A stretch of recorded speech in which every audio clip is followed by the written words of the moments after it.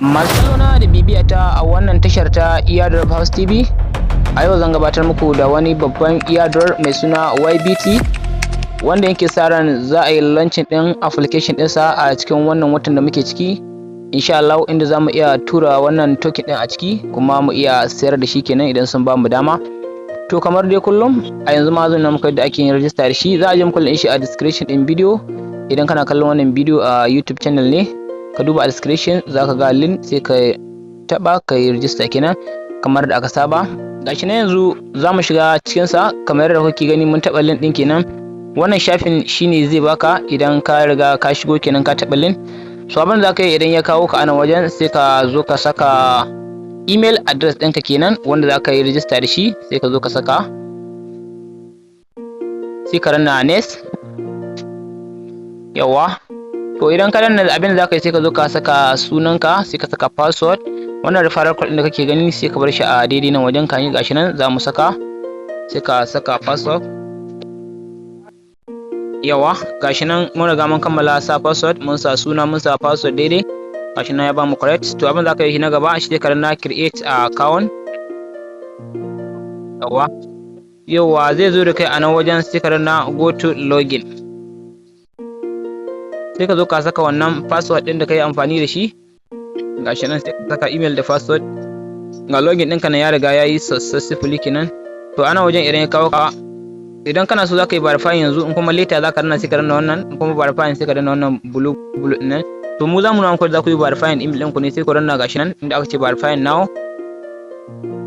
Yawa, idan ya zo da ku a nan wajen, sai ku danna ga inda aka ce you need verify, sai ku danna akai. To sai ku zo a nan wajen, za ku danna inda aka je send codes, gashi nan. To an riga an tura muku code a cikin email ɗinku, sai ku je ku ɗauko shi domin ku zo ku, gashi nan an turo mana code ɗin, bara mu shiga, sai kai copy ɗin code ɗin kenan, gashi nan bara mu je mu saka shi. Yawa, sai ka zo ka saka wannan code ɗin da ka kwafo, sai ka ranna verifying.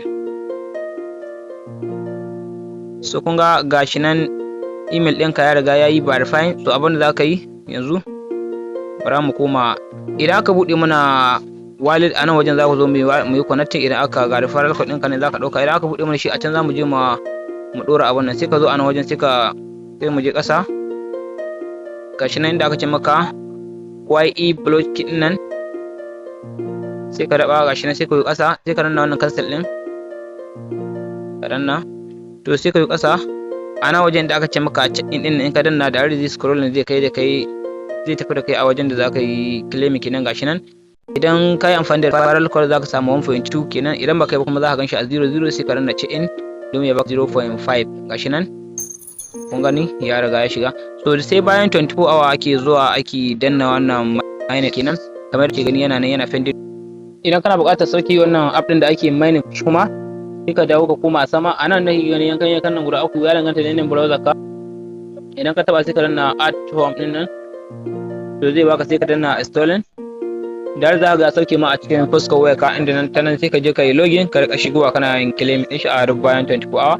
To sai abu na gaba, idan muka danna ga wani app abu na ƙasa, ga wani app aka rubuta downloading, sai ka danna akai domin ya shiga da kai, ya nuna maka ranar da ta rage. Kun ga yanayin application nan inda za mu tura wannan token din namu kenan. Sannan kuma idan muka yi ƙasa, yanayin application din sai yadda za su canza mana shi kenan, su mai da mana shi inda za mu rika yin claiming. To kun ga ba su riga sun yi launching ɗinsa ba, abin da suke faɗi a nan muka yi ƙasa. Yana nema, gashi nan ma ba sai ka shiga ba, za ka ga on July 17 kenan wanda za su iya launching ɗin wannan application ɗin kenan, inda ta nan ne za mu riga yin amfani, muna yin mining da duk wani update suka kawo, a ta nan ne za mu amfana da shi insha Allah. Wannan airdrop ɗin gar ku yi wasa da shi, muna sa ran wannan airdrop insha Allah za a yi launching ɗinsa nan ba da jimawa ba. Allah ya sa mu dace.